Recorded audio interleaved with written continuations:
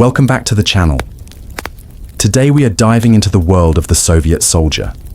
A life that was brutal, harsh, and often filled with more misery than glory.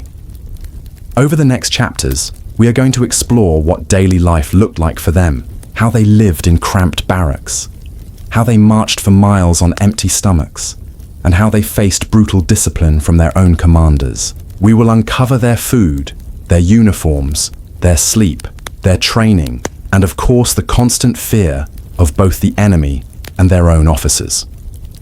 By the end of this video, you will understand why being a Soviet soldier was one of the hardest fates a young man could face. But before you get comfortable, make sure you have hit that subscribe button and dropped your city name along with your local time in the comments, so we can see where in the world you are watching us from. Imagine being a young man in the Soviet Union during the height of the Second World War. You might have been a farm boy working the fields or a factory worker in some grey industrial city. You might have been dreaming of a quiet life with your family or simply hoping to make it through the winter with enough bread to eat. Then one day a government notice arrives, and that notice is not an invitation, but a command. You have been drafted into the Red Army. From that moment on, your life no longer belongs to you. It belongs to the state and to the war effort. The Soviet Union was not gentle when it came to filling its armies. The government relied on mass mobilization, and this meant that millions of men were pulled from their homes and sent to the front, with little choice in the matter. There was no room for refusal. Refusal meant punishment, and in many cases, that punishment was severe enough to destroy your life entirely. So the moment your name was called, you knew that your future was no longer in your own hands. When these new soldiers arrived at military camps, they were not greeted with comfort or proper preparation. Many were rushed through training that was barely adequate. The Soviet Union was facing an invasion by Nazi Germany, and the pressure to build an army as quickly as possible was overwhelming. Training could be a few weeks of basic drills and weapons, practice, and then you were sent straight to the front lines. Imagine barely learning how to operate a rifle before being ordered to face some of the most battle-hardened forces in the world. The sheer speed of this process left many soldiers unprepared and terrified. The equipment situation was another nightmare. The Soviet Union was massive, and industrial output was always strained. There were never enough rifles, helmets, or boots to go around. Some soldiers were sent to the front without a weapon, and were told to pick up a rifle from a fallen comrade when the opportunity came. Others wore mismatched clothing, with little protection from the bitter cold. The famous Russian winter was brutal, and many men suffered frostbite or worse simply because they lacked proper boots or coats. The government pushed them forward anyway because the state could not afford to wait. For the average recruit, the shock was immediate. One week you were home eating soup with your family, and the next you were on a train packed with hundreds of other draftees heading west toward the fighting. The trains themselves were often cattle cars with no heating and no food. Soldiers huddled together for warmth, sharing whatever scraps they had brought with them. The journey was as much a test of endurance as the battles that awaited them. Hunger, exhaustion, and fear set in long before they ever saw the front. When they finally arrived near the battlefield, there was little time to adjust. Officers barked orders, and soldiers were often marched directly into combat zones. Imagine stepping off that train still wearing your civilian boots and still carrying the smell of home, only to hear artillery booming in the distance. Your first lesson in soldiering came not from training manuals, but from the terrifying reality of war unfolding right in front of you. The discipline of the Red Army was harsh. The Soviet command knew that many of these soldiers were scared young men with little loyalty beyond survival. To maintain order, they relied on fear. Military police known as blocking detachments stood behind the lines with orders to shoot any soldier who retreated without permission. You were trapped between the enemy in front and your own army behind. This cruel system forced soldiers to fight not always out of patriotism, but simply because there was no safe alternative. The political officers or commissars added another layer of pressure. Their job was not only to enforce loyalty to the state, but also to keep an eye on soldiers and ensure that morale stayed in line with communist ideology. They delivered speeches about the motherland and about the duty of every man to defend it. Many soldiers listened in silence, too tired or too afraid to resist, but always aware that a careless word could mean being accused of disloyalty and executed on the spot. In the middle of this chaos, there was very little humanity left for the soldier himself. Personal comfort was almost non-existent, food rations were scarce, and when they did arrive, they were often just a slice of black bread, some watery soup, and if you were lucky, a small piece of meat. Hunger became a constant companion, and malnutrition wore down the strength of many men, before bullets ever touched them. Sleep was stolen in small patches in muddy trenches under constant threat of artillery fire. Lice and disease spread quickly, and there was no escaping them. What made this situation worse was the sense of hopelessness. The German army was advancing deep into Soviet territory, and the scale of destruction was almost impossible to comprehend. Cities burned, villages were wiped out, and civilians suffered alongside the soldiers. A young recruit stepping into this world could not escape the feeling that he was a small, expendable piece of a much larger machine. The state demanded sacrifice, and sacrifice usually meant death. And yet, despite these conditions, the Soviet soldier endured. He endured because he had no other choice. He endured because the war swallowed entire nations, and there was nowhere else to go. Some fought with real courage, believing that they were defending their families and their homeland. Others fought because fear and force left them no alternative. But every soldier carried the heavy weight of a system that treated him less like a human being and more like a tool of survival for the state. This was the beginning of life as a Soviet soldier. From the very moment you were drafted, you lost the freedom to choose your path. You were thrown into a world of hunger, cold fear, and unrelenting discipline. Your only certainty was uncertainty itself. Would you survive the next battle? Would you even survive the next day? This was the reality for millions, and it set the stage for everything that came after. Once you were pushed onto the Eastern Front, the reality of being a Soviet soldier became impossible to ignore. The front stretched for thousands of miles across fields, forests, rivers, and ruined towns. It was a place of mud, smoke, blood, and exhaustion. Soldiers often described it as endless, and in many ways it truly was. The front consumed everything it touched, and for those who lived in it, there was no escape. The trenches where soldiers spent much of their time were miserable. They were dug into frozen ground or swampy soil and filled with water whenever it rained. Imagine spending weeks in the same trench, standing ankle deep in mud, with rats crawling over your legs while lice chewed at your skin. Clothes never dried. Completely so, the cold seeped into your bones day after day. Many soldiers suffered from frostbite, trench foot, and other painful conditions that had no real cure in those circumstances. Medical supplies were scarce, and doctors were overwhelmed, so most soldiers simply endured the pain in silence. Food was another constant struggle. The Red Army did what it could, but the supply system was stretched to its breaking point. Soldiers sometimes went days with barely enough to eat. A typical ration might be a piece of hard bread, some thin cabbage soup, and if fortune smiled on, a small handful of buckwheat or dried fish. Hunger gnawed at soldiers as fiercely as the enemy did. Malnutrition weakened men, making it harder to march, carry equipment, or even stay awake during long nights of guard duty.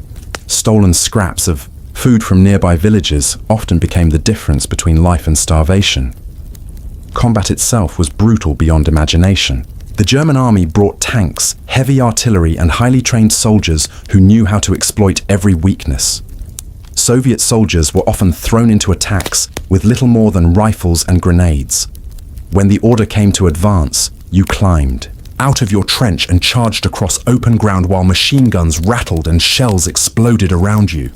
Casualties were staggering, and survival often came down to sheer luck. You never knew if the next step would be your last. Many soldiers admitted that after the first battle, fear stopped being something they felt clearly. Instead, numbness set in. Death was everywhere, and it became part of the landscape. The lack of equipment only made things worse. Helmets were not guaranteed, and many soldiers wore cloth caps instead. Ammunition was sometimes so limited, that men were told to fire only when absolutely certain of a hit. If your rifle jammed, you had to pray that you could fix it before the enemy closed in.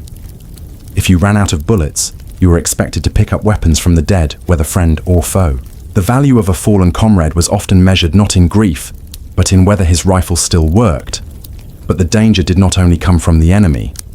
The Soviet military was ruthless toward its own men. Orders had to be obeyed without question, and retreat was rarely permitted. Blocking units stood behind the lines ready to shoot deserters. Soldiers caught hiding during an advance could be executed on the spot. This created a terrifying reality in which fear of your own officers was as strong as fear of the Germans. Survival was not simply about dodging bullets, but also about carefully navigating the crushing discipline of the Red Army life in the front lines, also stripped away any sense of individuality. Soldiers were reduced to numbers, to replaceable parts of a massive machine. Letters from home were rare, and when they did arrive, they reminded soldiers of how far away real life had become. Homes, villages, and even entire families were often destroyed. During the invasion, so many men fought with the knowledge that they had nothing left to return to. The front became not only their duty, but their entire existence. Days blurred together, marked only by battles, hunger, and exhaustion. The weather on the Eastern Front was another relentless enemy. Summers were hot and filled with swarms of insects, while winters plunged the land into deadly cold. Snow buried trenches and froze weapons solid. Soldiers wrapped rags around their feet when boots failed and used whatever scraps they could find for warmth. Many did not survive the cold. For those who did, the memories of endless winter nights haunted them long after the war. The environment itself seemed determined to destroy them as surely as the enemy did. Moments of rest were rare, but even then they offered little comfort.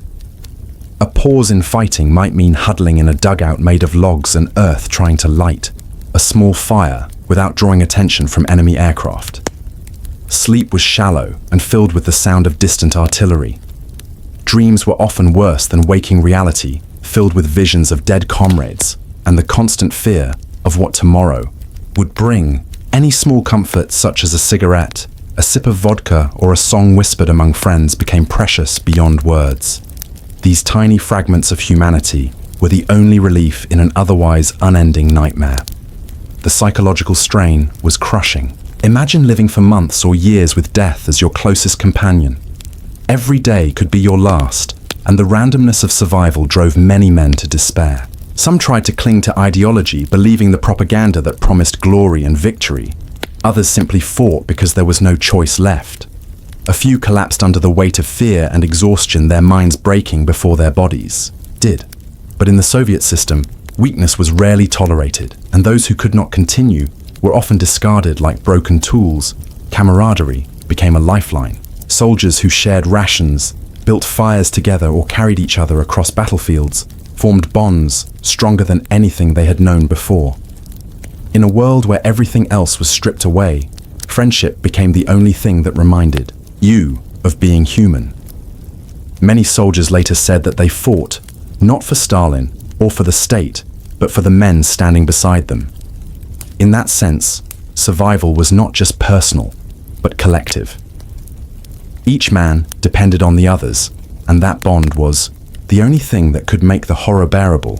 To live on the Eastern Front as a Soviet soldier was to live in a world where every moment demanded endurance, hunger. Cold, exhaustion, and fear were constants that shaped daily existence. The battle was not just against the enemy, but against the land, the weather, and the crushing weight of the system itself. And yet millions endured it year after year, not because they wanted to, but because there was no other path left to them. This was not glory or adventure. This was survival in its rawest form, and it defined the experience of every Soviet soldier who stood on that endless and merciless front. If combat was brutal, the marches in between were almost as deadly. Soviet soldiers were constantly on the move, shifting from one sector of the vast front to another. The Red Army had to cover immense distances, and trains or trucks were rarely available. That meant endless marches on foot, often through terrain that seemed designed to break men down. Fields turned to seas of mud forests, stretched for miles, rivers swelled with ice, and villages lay in ruins. To march as a Soviet soldier was to test the limits of your body and your spirit. A typical march could last for days, with soldiers carrying rifles, ammunition, and whatever personal belongings they had managed to keep. Each man might also be expected to haul heavy equipment such as machine gun parts, mortar rounds, or even logs for building defenses. The weight was crushing, and the pace was relentless. Officers pushed their units forward regardless of weather or exhaustion, because the war demanded speed and sacrifice. Falling behind was not an option. Those who could not keep up were often left behind to face punishment or simply to die along. The roadside, the conditions of these marches were punishing. During summer, the heat baked the soldiers under heavy wool uniforms, while insects swarmed relentlessly, biting at exposed skin and crawling into clothing. Dust from the roads choked lungs and coated faces until men looked like walking ghosts. Water was scarce, and men drank from ditches or stagnant ponds when thirst became unbearable. Stomach illness was common, but no one could stop for proper treatment. The column kept moving, and the soldier had to keep moving with it no matter how sick or weak he became. Winter marches were even worse. Imagine walking for days through snow that reached your knees, with icy wind cutting into your face, and frozen rags wrapped around your feet instead of proper boots. Many soldiers lost toes or entire feet to frostbite, but were still ordered to keep walking. The cold was so intense that rifles froze solid and had to be thawed near fires before they would work again. Some soldiers collapsed on the side of the road, unable to continue. Their comrades often lacked the strength to help them, and the officers rarely allowed the column to slow. Falling in the snow could mean never rising again. Rest stops were cruelly short and rarely restful. Soldiers were ordered to dig shallow pits or huddle in barns and ruined houses when they were lucky enough to find them. Fires were dangerous because they could give away positions to enemy aircraft, so men shivered in silence, clutching their rifles to their chests as if the weapon itself might provide warmth. Sleep was stolen in fragments, interrupted by orders to move again. The human body was never allowed to fully recover, and exhaustion piled up day after day until every step felt like dragging a mountain behind you. Supplies during marches were often delayed or lost entirely. Soldiers might go for long stretches without proper meals, relying on whatever they could scavenge from the land. A raw potato pulled from a frozen field or a piece of bread begged from a villager could feel like a feast. Hunger became another. Weight strapped to every back, a reminder that survival was always on the edge. Officers reminded soldiers that the motherland demanded endurance, but for the average man in the ranks, it felt less like duty and more like slow torture. The marches were not only about movement, but also about fear. Every step carried the threat of ambush or artillery fire. German aircraft patrolled the skies, and when they spotted columns of marching soldiers, they swooped down with machine guns and bombs. Imagine hundreds of men scattering across fields, diving into ditches while explosions ripped the earth around them. Then as soon as the attack ended, the order came to reform and keep moving. There was no time to mourn the fallen or even to catch your breath. The march always continued. Psychologically, these journeys broke many men. The monotony of endless footsteps, combined with constant hunger and exhaustion, created a sense of hopelessness. The road itself became an enemy that stretched on forever without mercy. Soldiers would sometimes talk, less and less, as the miles dragged by until entire units moved in silence like ghosts wandering across a desolate landscape.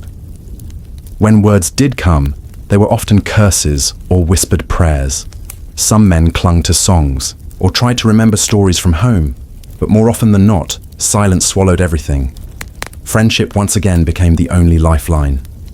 A comrade might share a sip of water or carry part of your load when you stumbled. A quiet joke or a few words of encouragement could make the difference between collapsing and taking another step. But even these bonds were strained under the crushing weight of exhaustion. Many soldiers admitted later that survival during the marches depended entirely on willpower and the small spark of determination not to give up even when every part of the body begged to stop. officers rarely showed mercy. Their orders came from above, and those orders demanded speed and discipline. If a man fell behind, he could be beaten or even shot as an example to the others. The Soviet command believed that harsh punishment was necessary to keep the army moving, and in their eyes, the loss of a few men was nothing compared to the demands of the war. To the soldiers marching, this meant that the enemy was not only in front of them, but also behind them. Every direction carried danger, and the only choice was to push forward. The landscape itself seemed endless. Russia and Eastern Europe stretched in vast expanses of forest, plain, and swamp. The horizon was always distant and never seemed to grow closer. Villages blurred into one another, burned ruins and abandoned homes offering no comfort. Roads were little more than muddy tracks that swallowed boots and wagon wheels. Bridges were blown apart, and rivers had to be crossed in freezing water. Each obstacle became another punishment, another reminder that the land itself was at war with the men who crossed it. Despite everything, the marches never truly ended. Once a destination was reached, there was often no real rest.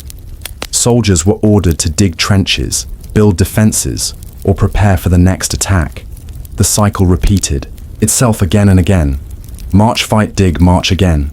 It was a rhythm of survival with no room for recovery or peace. For many soldiers, this relentless movement was one of the most exhausting parts of their service, worse even than the battles themselves, because it offered no glory, no end, and no relief.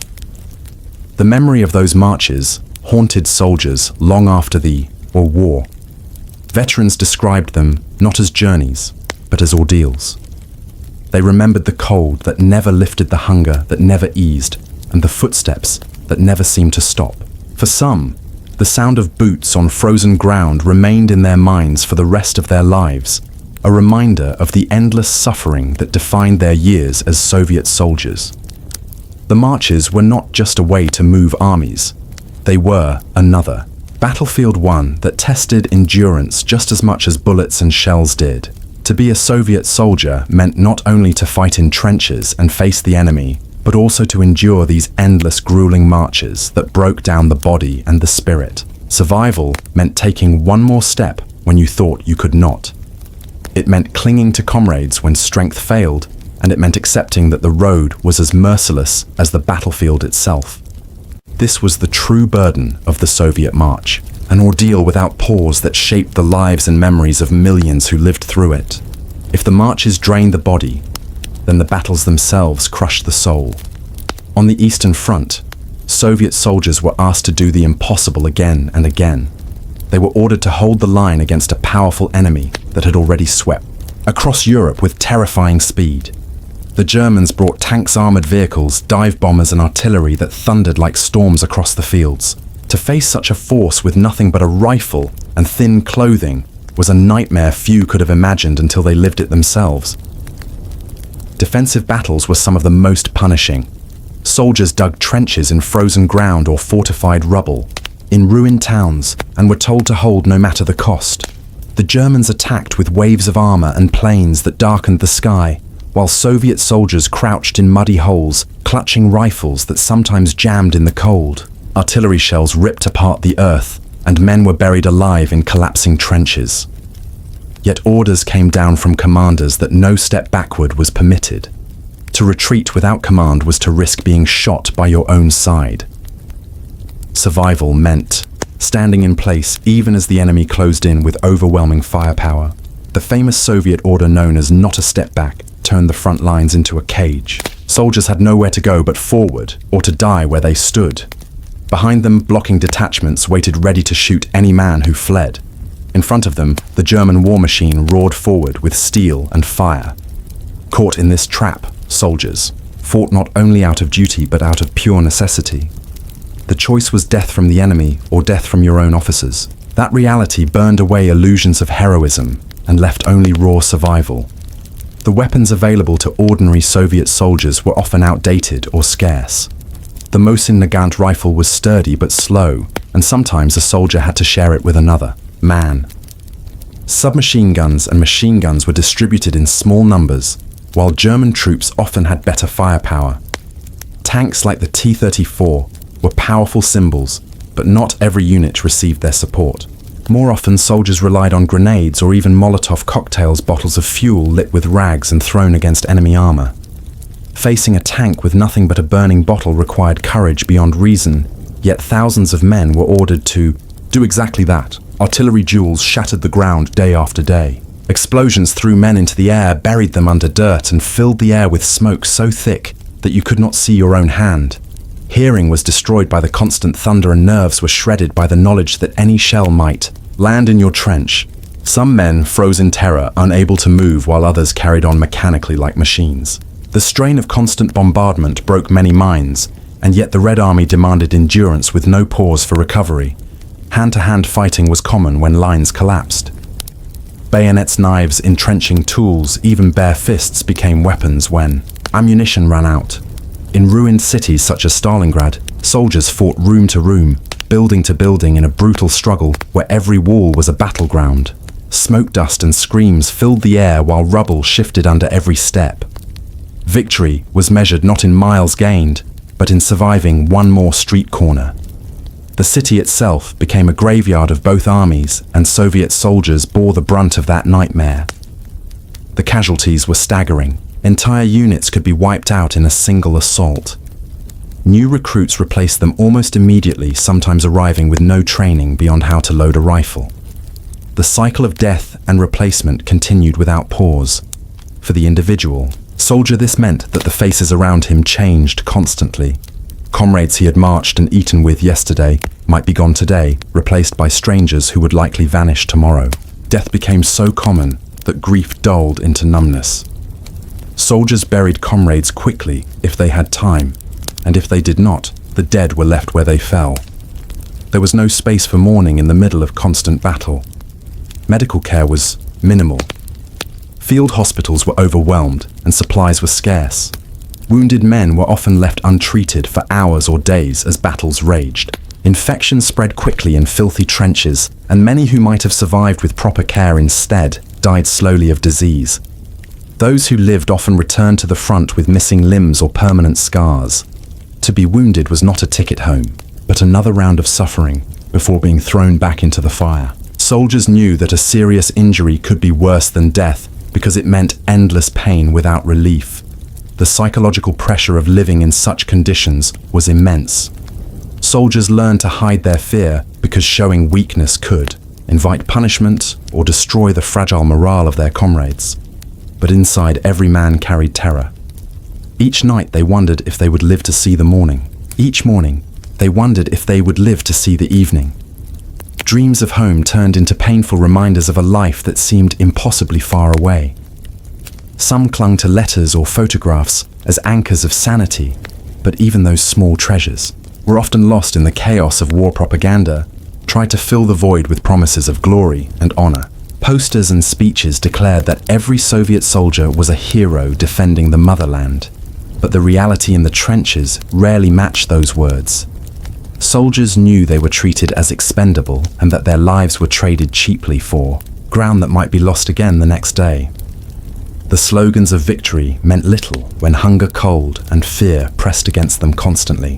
What truly kept men fighting was often not ideology, but the desperate bond with their comrades and the knowledge that giving up meant death. Despite everything, there were moments of resilience. Soldiers, who had been through endless battles sometimes, found strength in the smallest victories.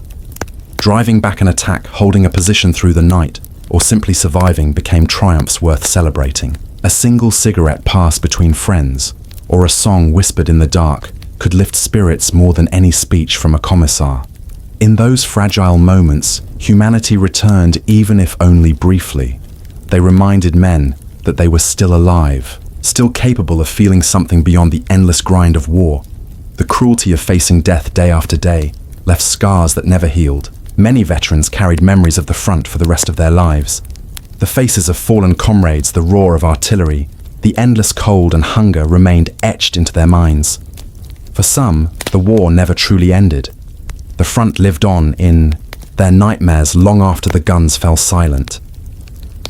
To be a Soviet soldier was not just to risk death, but but to carry the weight of survival in a world where survival often felt like the cruelest punishment of all. The order to hold the line was more than a command. It was a sentence that defined the life of every Soviet soldier. Facing death became routine. Fear became normal. Suffering became constant. And yet through it all, millions endured, not because they wanted to, but because they had no choice. The state demanded it, the war demanded it, and survival itself demanded it. That was the reality of holding the line in the Red Army, an existence where death was always near, and life was nothing more than another battle to be fought one day at a time. If the battlefield was merciless, the weight of the state pressing down on every Soviet soldier was just as crushing. To be a soldier in the Red Army was not only to face the German war machine, but also to live under the constant surveillance of your own government. Every action, every word, and even every thought seemed to belong not to you, but to the state. Stalin's Soviet Union demanded absolute loyalty, and the army was the sharpest blade of that demand. Commissars were political officers embedded in nearly every unit. Their purpose was not to fight the enemy directly, but to ensure that the soldiers followed the ideology of the Communist Party. They gave speeches before battles reminding men that they were fighting for the motherland and for socialism. They warned that any sign of weakness, hesitation, or defeatism would be punished. Soldiers listened in silence because to question a commissar was to risk immediate execution. A careless joke or even a sigh of frustration could be twisted into evidence of disloyalty. Fear of the enemy was overwhelming, but fear of the state was always close behind. Spies and informants added to this atmosphere. Within every unit there were men who reported on their comrades. Soldiers never knew who might be listening, or who might repeat their words to an officer. This constant suspicion bred silence and mistrust. Conversations became cautious, and friendships sometimes suffered under the weight of paranoia. Imagine sitting in a dugout with men you had marched and fought beside for months, and still feeling unable to speak freely because one of them might carry your words to the commissar. Isolation grew in the very heart of the army, making each man feel alone even when surrounded by comrades. Discipline in the Red Army was brutal. Desertion was considered one of the worst crimes, and punishment was swift and often public. Men who tried to flee were shot in front of their units as warnings. Soldiers who fell asleep on guard duty or failed to follow orders could meet the same fate. Officers carried pistols not only for the enemy, but for their own men. The message was clear. Obedience was not optional. It was survival. To disobey was to place yourself at the mercy of a system that had no mercy at all. The infamous blocking units made this reality even harsher. These detachments were placed behind advancing soldiers with the explicit order to fire on anyone who retreated. This meant that in many battles, Soviet soldiers were trapped between two enemies. Ahead lay German bullets and shells. Behind lay Soviet guns, waiting to punish any sign of weakness. The logic was cruel, but effective. It forced men to fight with desperation because retreat was almost always impossible. Soldiers understood that the battlefield was not just a fight against the Germans, but a trap built by their own commanders. Even away from the front, the weight of the state was suffocating. Letters home were censored, and soldiers were warned to avoid sharing details of their hardships. Official propaganda painted the life of a soldier as noble and heroic, while the reality was hunger cold and constant fear. When men wrote honestly, their words were often blacked out, or their letters never delivered. Families at home were fed stories of bravery, while soldiers in the field felt forgotten and silenced. This gap between reality and propaganda deepened the sense of isolation. It made soldiers feel like their suffering did not exist beyond the battlefield. Punishments were not limited to death. Soldiers could be assigned to penal battalions if they were accused of cowardice or disobedience. These units were essentially death sentences. Penal battalions were thrown into the most dangerous tasks, such as clearing minefields with little equipment or attacking heavily fortified positions with almost no chance of survival. To be sent to one was to know that you would likely never return. The threat of such punishment hung over every man like a shadow, reminding him that even a small mistake could destroy him. This pressure created a strange duality within soldiers. On one hand, they hated the system that treated them as expendable. On the other, they knew that survival often meant clinging to the same system. Obedience gave a chance, however slim, to see another day. Rebellion meant certain death. This paradox forced men to live in constant inner conflict. They fought for a state that seemed to value their lives very little, yet they could not separate themselves from it. The war had swallowed them whole, and the state held the key to whether they lived or died. Fear was not always enough to sustain. Morale, propaganda had to fill the rest. Posters, speeches, songs, and even films were distributed across the army. These messages portrayed the Red Army as a heroic force saving the world from fascism. Soldiers were told that their sacrifices would be remembered for generations, that they were the defenders of not only the Soviet Union, but of humanity itself. For some, these words brought comfort. For others, they were hollow and painful reminders of the distance between words and reality. But even when men doubted the propaganda, they rarely spoke against it, because silence was safer than honesty. The effect of this unrelenting control was exhaustion, not only of the body, but of the spirit. Soldiers had no place to retreat to, not even within themselves. They could not confide freely in comrades, could not write honestly to family, and could not express doubt without risking punishment. This left them trapped within their own minds, carrying burdens they could never share. Loneliness became another form of suffering, one that ate away at courage, just as surely as hunger or cold did. To endure was to hold your tongue as tightly as you held your rifle. Yet even under such crushing control, some men found ways to resist quietly. A joke whispered carefully in the dark, a song from home sung softly during a march, or a shared complaint between trusted friends became small acts of rebellion. These gestures were fragile, but they were also powerful. They reminded men that they were still human, that they could still think and feel beyond the strict lines drawn by the state. In the middle of fear, even the smallest spark of defiance carried. Hope, the system that watched over every Soviet soldier, was designed to break individuality and replace it with obedience. It succeeded in many ways, but it also revealed the stubbornness of the human spirit. Despite propaganda, despite commissars, despite punishment, men continued to form bonds with each other, to share tiny moments of humanity, and to cling to the hope that one day the war would end. They were not just pawns of the state. They were living, breathing men caught in a world where survival depended on silence, endurance, and the strength to carry the crushing weight of fear day after day. To be a Soviet soldier was to exist under two wars at once. One was against the German enemy in the trenches and on the battlefields. The other was against the suffocating control of the state itself. Both wars demanded obedient sacrifice and endless suffering. Both wars shaped the daily life of every man who wore the uniform, and both wars left scars that never faded. Fear was the constant companion of the Soviet soldier, but so too was the quiet determination to survive no matter how heavy the burden became. When we look back at the life of the Soviet soldier, we see not just battles fought and uniforms worn, but the deep human cost that went with it. These were men and women who endured unimaginable hardships, and even when they survived the war, the scars often stayed with them forever. Physically, many carried wounds that never healed properly. Amputations, frostbite scars from shrapnel, and broken bones were common. But what could not be seen was just as heavy. The mental strain of constant fear, hunger, and violence left deep marks. Soldiers often had to continue their lives pretending to be strong, while carrying the trauma of everything they had endured. One of the most lasting struggles was how little recognition they often received. Soviet propaganda liked to paint the soldier as an unshakable hero who never felt pain or weakness. But real people behind the posters were often neglected. Once a soldier returned home, they might find there was little food, little work, and little medical care. Even after fighting for their country, many veterans were treated as disposable.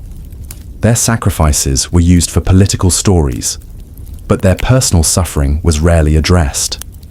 The hero image was polished for parades, but the daily lives of veterans told another story. life after the front was rarely easy. A Soviet soldier who returned to his village often found it had been destroyed or emptied by the war families were torn apart. Many returned to no home and no family to comfort them. For some, there was relief that the war was over, but for many others, the peace was just as cruel as the fighting. They still had to face hunger shortages and strict government control. Some veterans were even seen as suspicious, especially if they had been captured by the enemy before returning home. Instead of being welcomed, they were watched and sometimes punished. Psychological wounds were carried silently. The Soviet Union did not recognize post-traumatic stress in the same way we do now. Soldiers were expected to be silent and proud about their service. The nightmares, flashbacks, and depression they carried were hidden away in fear of being seen as weak. This silence created generations of men who kept their pain locked inside. The only outlet was sometimes alcohol, which became a widespread way for veterans to numb their struggles. Addiction destroyed many lives in the years after the war. Even within the army during peacetime, the suffering continued. Soviet soldiers of later years in Afghanistan or in Cold War service faced many of the same problems. Harsh conditions, brutal discipline, and little care for their well-being created a cycle of broken men. The system valued loyalty and obedience far more than human. Life soldiers were often expendable, and it was made clear to them from the start. Whether it was fighting the Nazis or battling in Afghanistan, the Soviet soldier always carried the burden of being both feared and forgotten. Despite all of this, there was a strong bond of brotherhood among soldiers. Soldiers leaned on each other because often they had nothing else to lean on. The friendships and trust built in the trenches or in freezing camps were the only thing that kept many men alive. A soldier could be broken down by hunger and violence, but lifted up by the support of his comrade. This was one of the rare human lights in the darkness of service. For many veterans, those bonds lasted a lifetime. They would remember not just the fear and suffering, but also the faces of those who shared the same struggle. The legacy of the Soviet soldier is complicated. On one hand, they were essential to the victory over Nazi Germany. Without their sacrifice, the outcome of the war could have been very different. On the other hand, the way they were treated by their own government leaves behind a bitter truth. The Soviet soldier was often valued only as long as he was useful. Once he returned home, he was expected to be silent about his pain and grateful to the state, no matter how little he received in return. This reality paints a picture of a life filled with duty and sacrifice, but not always with dignity or care. Today, historians and families try to give voice to the real experiences of Soviet soldiers. To remember, not just the image of the proud marching army, but the reality of frostbitten feet, empty stomachs, and haunted minds. To remember the humanity beneath the uniform is to honor their true legacy. These soldiers lived through the worst of war and the harshness of a state that often forgot them. And while they did not always receive the care and respect they deserved, their stories continue to speak about the real cost of service. In the end, to be a Soviet soldier was to be trapped between two wars. One was against the enemy in front of them. The other was against the system that controlled their lives. It was a life of courage and sacrifice, but also one of silence and suffering. Their endurance was extraordinary, but so was the price they paid. This is what made being a Soviet soldier not just bad, but often unbearable, and yet their resilience remains one of the most powerful human stories of the 20th century.